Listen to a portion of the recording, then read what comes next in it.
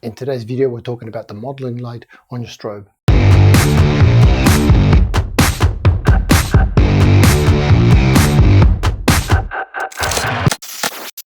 So welcome back to another video. Today we're going to talk about something that caused me some confusion when I was first learning to use strobes in my photography, and that is the modeling light. I couldn't figure out what it did. I saw people talking about it all the time, and it was kind of confusing to differentiate between constant light like video lights with soft boxes on them, and then these strobes that also seem to have or behave like a video light. And the truth is that often you have the modeling light on and it kind of confuses you as to why is it on, isn't it supposed to be a flash, and so forth. So this is what I'm going to try and clarify today. First of all, let's talk about what a strobe is. A strobe is a flash unit, and essentially that, much like the one that sits on top of your camera, only it's a bit bigger and it's a lot more powerful. Now, when you are doing photography where it requires a lot of strobes, the placement of the strobes is the most important part, really, when it comes to lighting.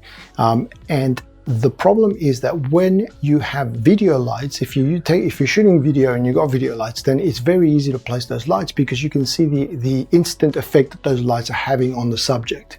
With strobe, it's a little bit different because the flash is only there for a fraction of a second, so it's not enough to gauge and make movements on the fly. And that's where the modeling light comes in really handy. So this is an old unit. It's a little unit, but it's very handy. I've had this for about 9 years, and you're going to see that in front of this unit you will have two lights, and all strobes work this way. They will have the modeling light and the flash tube are completely separate components, so two sources of light. The first one is the center one, which is the modeling light, and then the ring outside that tube that you see, that is the flash tube, and that is the actual flash unit itself.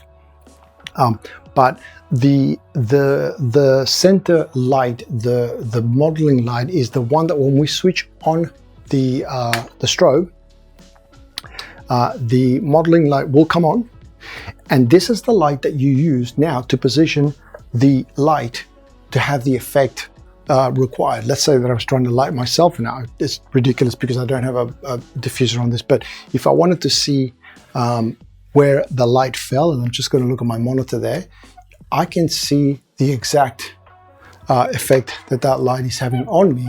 So then when I fire the flash, the light's going to be in the same spot. Now this is not meant to replicate exposure, right? So this has got nothing to do with exposure. I'll just turn that off so it doesn't blind you. The light from the modeling light doesn't add or subtract anything to your photograph. In fact, in some of the newer units, when the flash fires, the modeling light will switch off and then switch back on again. But it doesn't really make any difference because there's not enough light coming out of there to really affect any exposure. So it's purely there to help you position the lights so that you know where the light is going to be and where the shadow areas are going to be. And it allows you pretty much to treat it like a video light right up to the point that you take a photograph. Then you're done with that light, and then when you fire off the photograph, the flash tube takes over and it's a much more powerful burst of light. The reason that of course you can't have the light tube on constantly is because these light tubes are only designed to be at that brightness level for a fraction of a second. They would just burn if any longer than a fraction of a second, it would just burn. So that's why it can't do that. But anyway, I hope that explains to you, and it makes it clear as to what a modeling light does and what it is and how you use it. And because it's something that I personally struggled with in the beginning. So hopefully this has been helpful to you. If it has, please give this video a like. If you haven't subscribed to the channel, please consider doing so. I make videos like this all the time with this kind of content. So again, thank you very much for watching, and I will see you in the next video.